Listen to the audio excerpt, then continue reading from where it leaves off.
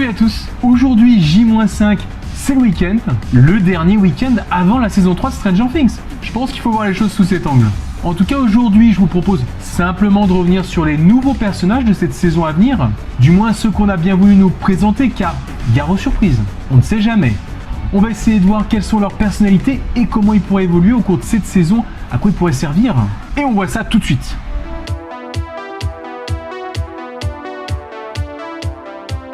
On commence simple avec Robin, qui sera très proche de Steve dans son aventure.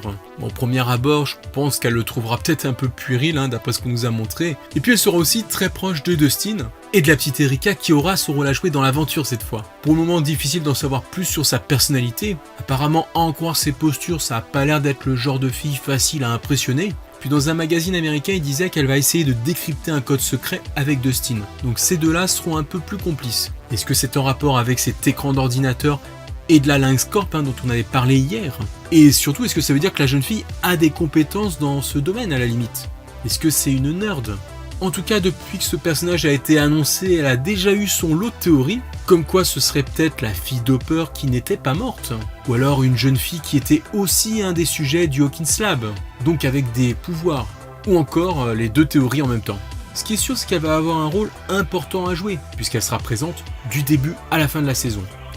Du coup, à côté de ça, on aura aussi Bruce, le nouveau journaliste, qui semble avoir un sens de l'humour un peu lourdeau. Il devrait être en contact directement avec Nancy et Jonathan, de par leur job, et donc Nancy pourrait justement faire les frais de ces blagues douteuses. Après, concernant ses méthodes d'investigation, il se pourrait que là aussi on ait des surprises, d'après la personnalité de ce spécimen, il pourrait être sans gêne, entreprendre des choses hasardeuses. Mais est-ce que tout cela ne va pas finalement le conduire trop loin?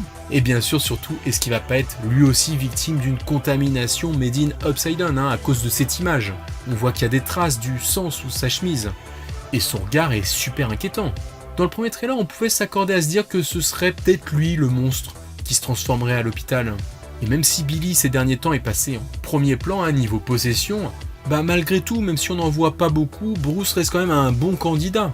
Surtout dans cette scène précise, vu qu'il semble être dans le même lieu que la créature, en plus en compagnie de Nancy et Jonathan. Du coup finalement, si c'est eux les deux premiers à découvrir la créature, à découvrir que ce soit quelqu'un qui se transforme en cette créature, ce serait plus pertinent si c'était quelqu'un qui connaissait eux en particulier justement. Et donc Bruce. Bref, on garde tout ça sous le coude, même si c'est que des spéculations. En nouveau personnage, bien sûr, on a aussi Heather, la fameuse sauveteuse de la piscine. Pour le coup, il n'y a pas grand chose à dire d'autre, si ce n'est qu'on est tous d'accord que c'est vraiment elle qui devrait disparaître. En plus, comme elle côtoie Billy, il sera sûrement à mettre en cause dans cette histoire. À côté de ça, on semble quand même la revoir après dans la saison. Difficile de dire à quel moment chronologiquement se situent ces images. Et puis alors si entre temps elle a été en contact avec le Mind Flayer, ça voudrait dire qu'elle pourrait faire partie justement des personnes infectées, possédées. En tout cas un destin qui risque d'être assez funeste pour ce personnage, même si son nom ne commence pas par un B. Enfin, n'oublions pas de présenter le maire de la ville, Larry Klein. Alors est-ce qu'il a fraîchement été élu ou est-ce que ça a toujours été le maire? En tout cas jusque là, on ne le connaissait pas. Il risque d'être un peu le cliché du politicard beau parleur qui ne s'intéresse qu'à son propre intérêt personnel. Une partie de la population manifeste et semble en profond désaccord avec sa politique, probablement celle d'intégrer le grand centre commercial à cette petite ville, parce que ça risquerait de menacer directement les petits commerces locaux. Alors est-ce que dans ces élans mégalomanes, ils se rendent pas vraiment compte que Hawkins est plus proche du petit village que d'une grande ville? A-t-il des vues expansionnistes surréalistes? En tout cas, il ne semble pas affecté par tous ces problèmes, ça lui passe au-dessus de la tête. Et il a l'air de plus penser à faire valoir son image durant les événements locaux. Et par là, je pense à la fameuse fête foraine. Ainsi, derrière ce politicien un peu bête et méchant de prime abord, est-ce qu'on pourra avoir autre chose? Pourrait-il cacher un odieux calculateur qui peut-être connaît l'existence d'expériences secrètes? Peut-être même qu'il les cautionne, qu'il les organise. Enfin bref, un personnage ambivalent à surveiller de près. Et puis surtout si le Mind Flayer commençait à s'intéresser à son cas.